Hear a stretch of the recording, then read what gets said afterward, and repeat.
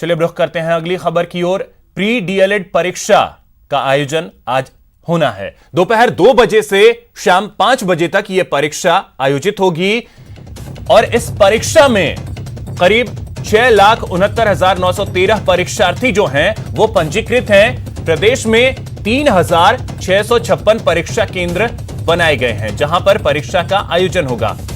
परीक्षार्थियों को 1 घंटे पहले पहुंचने के लिए ताकीद किया गया था कि 1 घंटे पहले सभी परीक्षा केंद्र पर पहुंचे।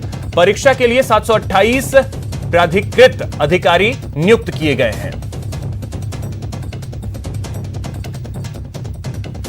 तो 2 बजे से यह परीक्षा शुरू होनी है, शाम 5 बजे तक यह परीक्षा चलेगी और करीब 6.25 लाख जो अभ्यर्थी हैं वो इसके लिए पंजीकृत हैं, वो सभी परीक्षा देंगे।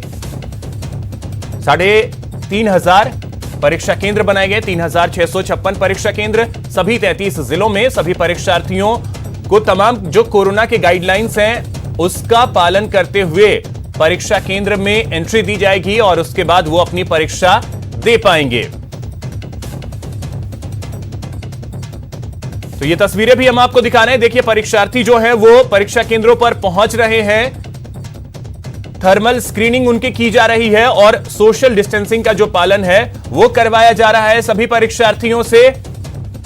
सैनिटाइजर, मास्क, ये सभी कंपलसरी चीजें हैं। वो भी आप तस्वीरों में देख सकते हैं कि जो परीक्षार्थी हैं वो मास्क लगाकर वहां पहुंचे हैं, उनकी स्क्रीनिंग की जा रही है और उसके बाद उन्हें परीक्षा केंद्र में एंट्री दी जा रही है।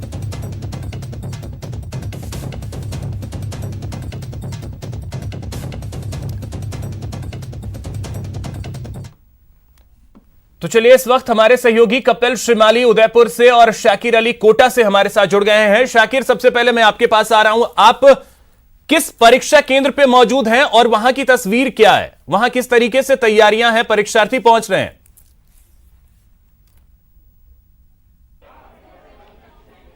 जी बिल्कुल, परीक्षार्थियों के आने का सिलसिला शुरू हो गया है और जिस तरह की गाइडलाइन जारी की गई है उसी के मुताबिक जो है एंट्री दी जा रही है। तस्वीरों में आप देख सकते हैं यहाँ पर जो है जो भी परीक्षार्थी पहुँच रहा है पहले उसको सैनिटाइज लगाया जा रहा है और थर्मल स्कैनिंग उसकी की जा रही है। कोटा में 17,193 परीक्षार्थी जो है इस परीक्षा में हिस्सा ले रहे हैं। 99 परीक्षा केंद्र यहाँ पर बनाए गए हैं और गाइडलाइन की पूरी पालना हो उसके इंतजाम पूरे करने की कोशिशें की जा रही है। मेरे साथ यहाँ के जो इंचार्ज हैं वो मौजूद हैं। सर, बच्चे आने लगे हैं, इंतजाम किस तरह के हैं क्योंकि कोटा में कोरोना लगातार पैर पसार रहा है? बिल्कुल ठीक बात है, लेकिन पुख्ता तैयारियां हैं। कलेक्टर महोदय के आदेशानुसार लॉकडाउन लगाया गया है जैसे कोरोना का संक्रमण बढ़ता जा रहा है, लेकिन इसके मद्देनजर जो सारी तैयारियां हमें करनी थी वो सब की जा चुकी हैं। कक्षों को जहां पर ये परीक्षार्थियों के बैठने की व्यवस्था की गई है सैनिटाइज करवा लिया गया है प्रॉपरली, और यहाँ पर भी जैसा कि आप देख सकते हैं कि बच्चों को सैनिटाइज करवा के, उनके हाथ सैनिटाइज करवा के, उनकी थर्मल स्कैनिंग करने के बाद ही उनको एंट्री दी जा रही है। एक कमरे में कितने बच्चों को बैठाया जाएगा क्योंकि सोशल डिस्टेंस की भी पालना करनी है? सोशल डिस्टेंसिंग के हिसाब से प्रति कक्ष 15 परीक्षार्थियों को बिठाने के निर्देश हैं। तो केंद्र पर हमारे पास 150 परीक्षार्थी हैं, 10 परीक्षा कक्ष उसके लिए बनाए हैं। तो अभिषेक, परीक्षा केंद्र पर जो है एक कक्ष में जो है कम बच्चों को बैठाया जा रहा है ताकि सोशल डिस्टेंस की पालना हो और कोशिश की जा रही है कि जो गाइडलाइन है उसके मुताबिक जो है परीक्षा आयोजित हो, क्योंकि कोटा में 99 सेंटर बनाए गए हैं। 99 सेंटर्स पर जो है परीक्षार्थियों के पहुंचने का सिलसिला शुरू हो गया है और ये जो भावी टीचर्स हैं ये जो है ये भी पूरी एहतियात के साथ आए। सभी ने मास्क लगा रखा है क्योंकि गाइडलाइन में मास्क की अनिवार्यता है। इसके साथ साथ जो है तमाम जो चीजें हैं जो गाइडलाइन दी गई है उसी के मुताबिक स्टूडेंट जो है परीक्षा केंद्रों पर पहुंच रहे हैं। 2 बजे से परीक्षा शुरू होगी और आधे घंटे पहले यहाँ पर प्रवेश बंद कर दिया जाएगा। ये कोटा का गुमानपुरा का मल्टीपर्पज स्कूल है और यहाँ पर जो है परीक्षार्थियों के पहुंचने का सिलसिला जारी है। लगातार जो है जो भी परीक्षार्थी पहुंच रहा है पहले उसकी थर्मल स्कैनिंग हो रही है, सैनिटाइजर उनको लगाया जा रहा है, मास्क उनका चेक किया जा रहा है वो मास्क लगाकर आए हैं या नहीं। कुछ देर बाद सभी परीक्षार्थी अपने परीक्षा। ठीक है शाकिर, ये हम तस्वीरों के जरिए देख पा रहे हैं कि जो गाइडलाइंस है कम से कम उसका पालन हो रहा है, ये सबसे अच्छी चीज है। महेश भी हमारे साथ जयपुर से जुड़ गए हैं, उनके पास भी चलेंगे, लेकिन कपिल आपके पास आ रहा हूं। सबसे पहले आपसे जानना चाहूंगा, उदयपुर में इस वक्त आप किस सेंटर पे मौजूद हैं और वहां सेंटर पे क्या तैयारियां हैं, किस तरीके से व्यवस्थाएं की गई हैं और क्या अब परीक्षार्थियों को एंट्री दी जा रही है सेंटर में?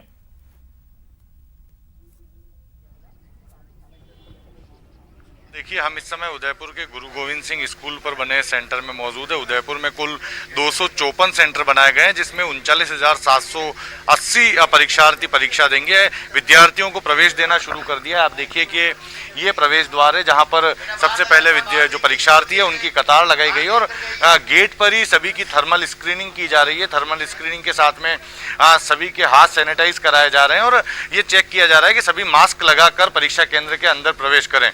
तो सभी जो परीक्षार्थी हैं लगभग अब परीक्षा केंद्र के अंदर आ चुके हैं। जो यहाँ पर केंद्र प्रबंधक है उन्होंने भी ये कोशिश की है कि कोरोना महामारी के दौर में ये पहली सबसे बड़ी परीक्षा है, ऐसे में इस परीक्षा को अच्छे से आयोजित कराया जाए, जो संक्रमण का खतरा उसे कम किया जा सके, उसको लेकर व्यवस्थाएं की गई। हम बात करेंगे किस तरह से यहाँ पर कोरोना संक्रमण बचाने के लिए व्यवस्थाएं की गई है। सारी व्यवस्थाएं अप टू डेट है। जैसा कि निर्देश किया गया है कि पहले 24 में होते थे, अब 16-16 में बच्चों को डिस्टेंस पे बिठाया गया है। हर रूम में 16 बच्चों का इंतजाम किया गया है। सैनिटाइजर और मशीन से भी चेक किया जा रहा है, जो तापमान नापा जाता है वो सारा हो रहा है और बाकायदा अंदर लेने के बाद भी उनको डिस्टेंस पे खड़ा रखा जा रहा है। टाइम टेबल से उनको रूम में भेजा जा रहा है। जैसे जैसे आते चले जा रहे हैं उनको रूम में व्यवस्थित भेजा जा रहा है। बाकी हमारी सारी जो प्रॉब्लम जो भी इन लोग बच्चों की है उनको सॉर्ट आउट किया जा रहा है।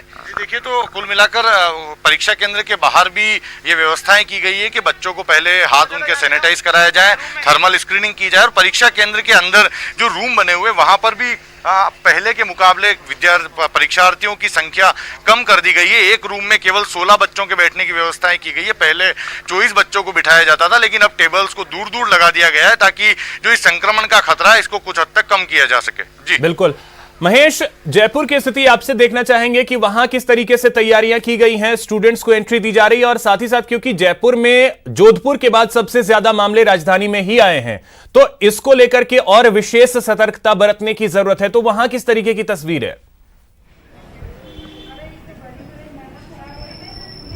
देखिए, कोरोना काल में हो रही इस परीक्षा को लेकर के प्रशासन पूरी तरह सतर्क है। साथ ही साथ में शिक्षा विभाग को भी विशेष दिशा निर्देश इसके संबंध में शिक्षा विभाग ने भी दिए थे, तो उसका पालना जो है आज यहाँ पर की जा रही है। परीक्षा केंद्र जो है ये गांधीनगर का गर्ल्स स्कूल है, जिस पर कि अब अभ्यर्थी 1 बजे के साथ ही जो परीक्षा केंद्र है उसमें दाखिल हो गए हैं। यहाँ जब एंटर कर रहे थे अभ्यर्थी तो उनका थर्मल स्क्रीनिंग जो है वो यहाँ पर किया जा रहा था, साथ ही में हैंड सैनिटाइज उनको करा करके प्रवेश यहाँ पर दिया जा रहा था।